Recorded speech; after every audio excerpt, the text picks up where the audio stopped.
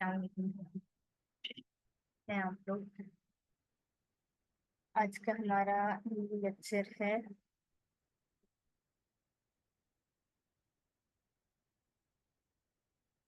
आज का हमारा न्यू लेक्चर है चिल्ड्रन स्पीशीज इन पाकिस्तान। ये वाला चैप्टर हम लोग पढ़े थे, वाला टॉपिक। इसके अंदर हमने कल देखा था कि क्या क्या बायोडाइवर्सिटी के लॉसेस फेस करने पड़े हैं पाकिस्तान को, और किस तरह बायोडाइवर्सिटी की क्या अहमियत है। आज हमने नेक्स्ट पढ़ना है कि पाकिस्तान की किसमें है क्या। Pakistan has rich sources of biodiversity. Pakistan के पास रिच सोर्सेज हैं बायोडाइवर्सिटी के, which belong to unique blend of habitat and ecosystem type.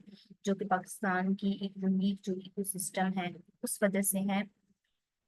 उसका जो हैबिटेट है, उसकी जो सॉइल है, उसकी जो एरियाज हैं। इसमें हमने जो फर्स्ट वाला लेक्चर हमने पढ़ा था उसमें आपने देखा था कि पाकिस्तान के पास डेजर्ट्स भी हैं, पाकिस्तान के पास माउंटेन्स भी हैं, पाकिस्तान के पास ग्रीनरी फॉरेस्ट भी है, ग्रास लैंड भी है। तो इस वजह से पाकिस्तान के पास एक सोर्स ऑफ बायोडाइवर्सिटी है, उसके क्लाइमेट और उसकी नेचुरल कंडीशंस की वजह से।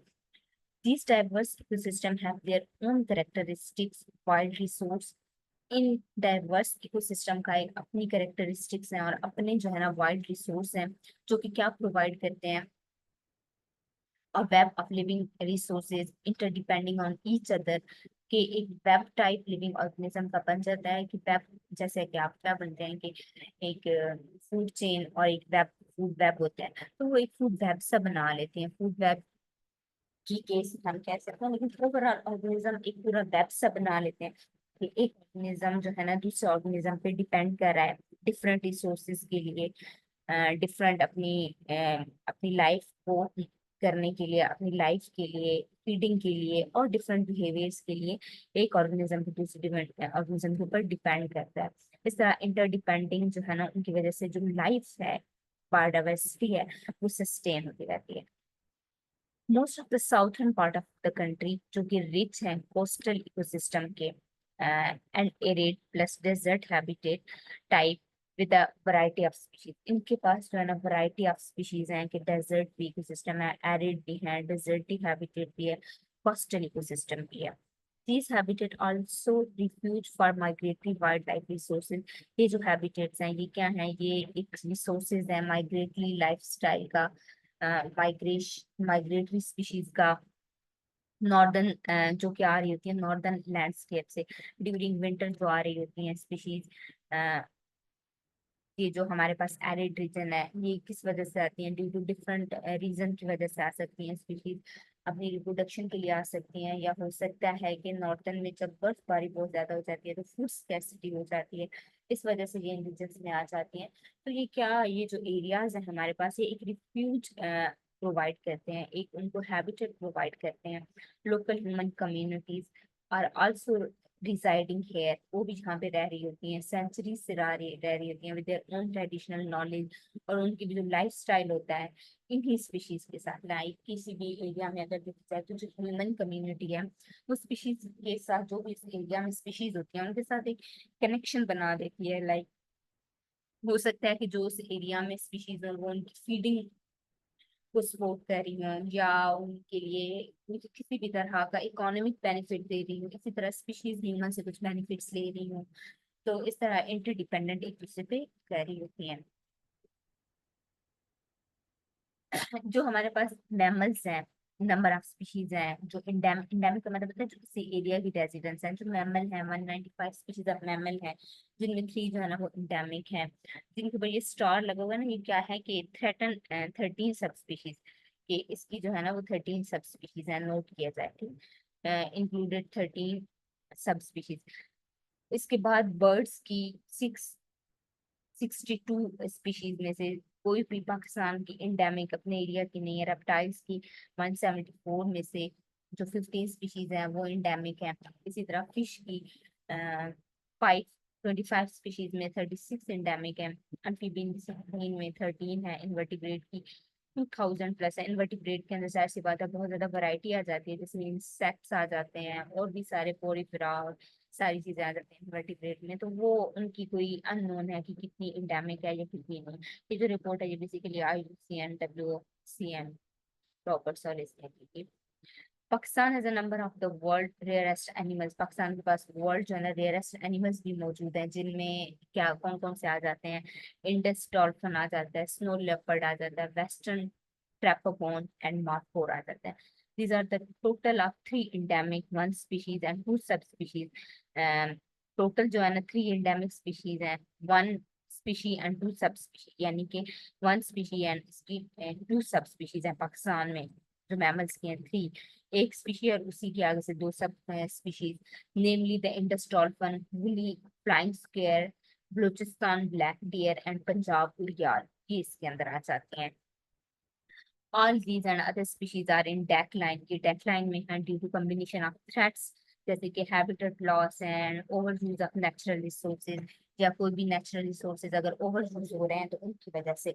While human beings are without a doubt a valuable resources for a century, ये क्या escalate कर रहे हैं। Population growth has put enormous pressure on the country's natural resources, country की जो natural resources हैं उन पे जो है ना ये इन्होंने प्रेशर डाला हुआ। Unwise economic policies and widen economic disparities हैं, ये फोर्स करते हैं पीपल को कि जितनी भी बायोडाइवर्सिटी है उसको एक्सप्लॉइट कर दें एट रेट जो कि सस्टेनेबल वे में नहीं है। ठीक है, और दो rich Pakistan biodiversity swear threats face कर रही है कि जो पाकिस्तानी पीपल हैं वो इसको एक्सप्लॉइट करते जा रहे हैं, वो इसको खत्म करते जा रहे हैं, वो इसको वाइजली यूज नहीं कर रहे। वो क्यों नहीं वाइजली यूज कर रहे हैं कि कोई इकोनॉमिक पॉलिसीज नहीं है कि जो उनको गाइड करें कि किसी भी ये जो बायोडाइवर्सिटी या नेचुरल सोर्स है उनको कैसे यूज किया जाता है। और दूसरा जो है ना इनकम डिस्पैरिटीज के इनकम की वजह से भी ये कर देते हैं इस तरह। These factors and many other contribute to the erosion of Pakistan biodiversity। इनकी वजह से पाकिस्तान डाइवर्सिटी जो है ना वो लॉस होती जा रही है, हैबिटेट लॉस होती जा रही है, जो मेन काज है present and high rate of local extension, जो लोकल स्पीशीज एक्सटेंट हो रही हैं उनका जो हाई और मेन काज है। Changes in habitat, including habitat fragmentation, also impacts plants and animals very dramatically। इसके बाद जो habitat change हो, अगर एक habitat destroy हुआ दूसरी जगह पे animals जाके रहना शुरू कर रहे हैं, वो भी क्या करेगा कि वो high impact डालेगा इन प्लांट्स के ऊपर या एनिमल की वैरायटी है उसके ऊपर। हैबिटेट फ्रेगमेंटेशन इन पार्टिकुलरली क्या करती है कि इंक्रीज करती है रिस्क ऑफ एक्सटेंशन। किस किस तरह के, जब हैबिटेट फ्रेगमेंटेशन मतलब क्या है फ्रेगमेंटेशन, यानी कि एक जगह जो है ना 2 टुकड़ों में डिवाइड हो गई है। वो क्यों हो गई है, ड्यू टू डिफरेंट रीजन। वो फ्लड की वजह से हो सकती है, वो वोल्केनोस इरप्शन की वजह से हो सकती है, या वो किसी भी नेचुरल डिजास्टर की वजह से होती है। अब एक जगह एक तरफ चली गई दूसरी जगह, तो अब एक एरिया में जो पॉपुलेशन थी और दूसरे एरिया में जो पॉपुलेशन थी वो आइसोलेट, वो अलग अलग हो गई है। प्रीवियसली वो कनेक्टेड थी, अब जो है ना उनमें कनेक्शन नहीं रहा, अब उनमें कनेक्शन जो है ना वो खत्म हो गया। अब जब वो आपस में एक दूसरी जगह चली गई हैं, now unable to exchange genetic material. अब वो स्पीशीज आपस में इंटरेक्ट भी नहीं कर सकेंगी, और इंटरेक्ट ना करने की वजह से उनका जो जेनेटिक मटेरियल है वो भी आपस में नहीं होगा, बिकॉज वो आपस में रिप्रोड्यूस नहीं कर सकेंगी।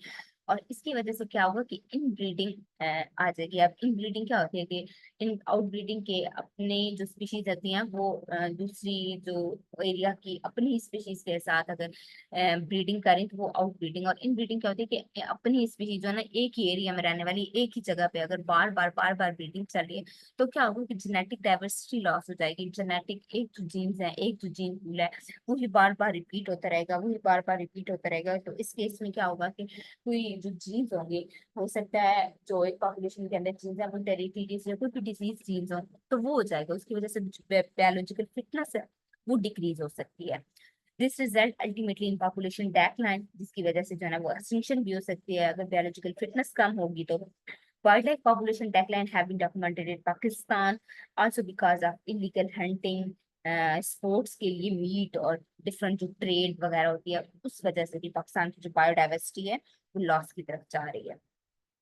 There is strong tradition of hunting in the country and impact of the hunter वो increase हो चुके हैं with the spread of modern weapons and increased mobility, और इनकी वजह से जो है ना वो spread हो चुके हैं। Virtually all large mammals have declined in number as a result of hunting। जितने भी बड़े animals हैं वो hunting की वजह से जो है ना वो अपने नंबर में decline होते जा रहे हैं, क्योंकि ट्रेडिशन है कि कंट्री के अंदर लोग जो है ना वो हंटिंग के लिए जाते हैं, वो इसको अपनी एक गेम के तौर पे लेके जाते हैं, बट उनको नहीं पता होता कि उसकी वजह से हमारी जो बायोडाइवर्सिटी है वो लॉस की तरफ जा रही है।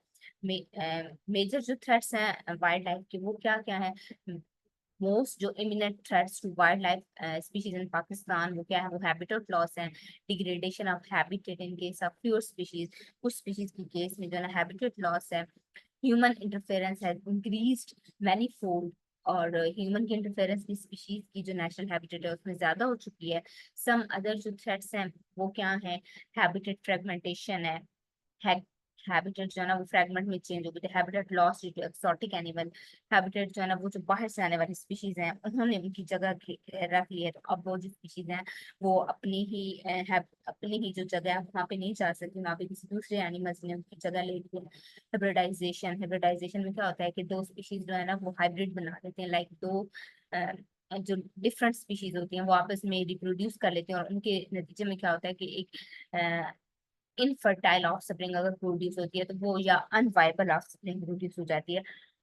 Change in wild behaviour, change जो है ना वाइल्ड बिहेवियर में भी चेंज हो चुका है। एक्सटेंसिव पेस्टिसाइड यूज किए जा रहे हैं, पेस्टिसाइड की वजह से क्या होता है कि वो एनिमल इनहेल करते हैं, तो उनकी इनहेलेशन की वजह से उनमें हेल्थ इश्यूज आ जाते हैं, ठीक है। तो वो सरवाइव नहीं कर सकते ज्यादा देर, उनकी लाइफ स्पैन कम हो जाता है, उनकी फर्टिलिटी या वायबिलिटी फिर कम हो जाती है। पॉइजनिंग डिफरेंट रीजन की वजह से हो सकती है, इन्हीं पेस्टिसाइड यूज की वजह से भी हो सकती है। Then air and water pollution, और डिफरेंट एयर और वाटर पोल्यूशन भी इसकी काजेज हैं। Intra specific competition from life stock, और इंटर जो दो स्पीशीज के अंदर, एक ही स्पीशीज के सॉरी अंदर जो inter specific competition from life stock, यानी कि दो डिफरेंट स्पीशीज हैं उनके दरम्यान में हैबिटेट के लिए कंपटीशन, फूड के लिए कंपटीशन, अगर दोनों स्पीशीज जो है ना वो आपस में एक जैसा फूड रिसोर्स शेयर कर रही हैं। Political unrest causing numerous land conflict, ये भी जो है ना न्यूमरस लैंड कॉन्फ्लिक्ट जो है ना वो स्टार्ट कर देते हैं। Trade off animal parts in local market, और जो एनिमल पार्ट है उनकी जो ट्रेड चल रही है लोकल मार्केट की, यानी कि वो उनको पैसे बहुत ज्यादा देते हैं, वहाँ भी जो हमारी वाइबल जो अच्छी स्पीशीज होती हैं उनको क्या करते हैं कि वो उनको बाहर भेज देते हैं, उसकी वजह से भी हमारी बायोडाइवर्सिटी जो है ना वो लॉस की तरफ जा रही है। ट्रेड ऑफ ओवर एक्सप्लॉइटेशन, ज्यादा एक्सप्लॉइट करते जा रहे हैं, डिजीज की वजह से हो रही है, या किसी भी ड्रॉट आ गया उसकी वजह से उनको फूड नहीं मिली तो इस वजह से हो गया। किधर गया? ठीक है, इसके बाद क्लियरिंग एंड एग्जाविकेशन ऑफ लैंड, ठीक है। वो क्या कर रहे हैं कि लैंड को जो है ना वो क्लियर करते जा रहे हैं। अब लैंड को क्यों क्लियर करते जा रहे हैं? Due to for different reason, for different purpose, कि वहाँ पे कोई इंडस्ट्रीज बनानी है या ह्यूमन ने अपने रहने की जगह बनानी है, तो उसकी वजह से जो नेचुरल जगह है किसी भी स्पीशीज की वो खत्म होती जा रही है। हंटिंग फॉर मेडिसिन, मेडिसिन के लिए जो है ना वो एनिमल्स को हंट किया जा रहा है। वो देखिए बगैर कि अगर जो स्पीशीज एक्सटेंट होती जा रही है, इंडेंजर्ड है या थ्रेटन्ड है, तो इसकी का कोई और रिलायबल सोर्स यूज किया जाए। हंटिंग फॉर रिक्रिएशन, हंटिंग जो है ना वो किसी भी रिक्रिएशन की वजह से कि जस्ट फॉर फन पर्पस जो है ना वो हंटिंग की जा रही है, और जो अहम एनिमल्स हैं उनको एक्सटेंड किया जा रहा है। हंटिंग फॉर फूड, फूड के लिए एनिमल्स को हंट किया जा रहा है। और नेक्स्ट क्या है हमारे पास? फूड के लिए हंट किया जा रहा है विदाउट ये देखे कि इसका कोई अल्टरनेटिव जो है ना हम यूज कर सकते हैं, इसका कोई अल्टरनेटिव यूज किया जा सकता है।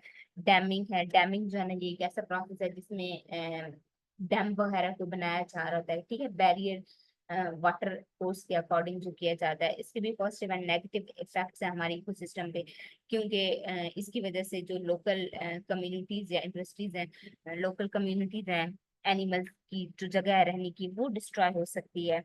इसके बाद अदर इनडायरेक्ट और डायरेक्ट जो थ्रेटन्स हैं वो किस वजह से हैं हमारे पास?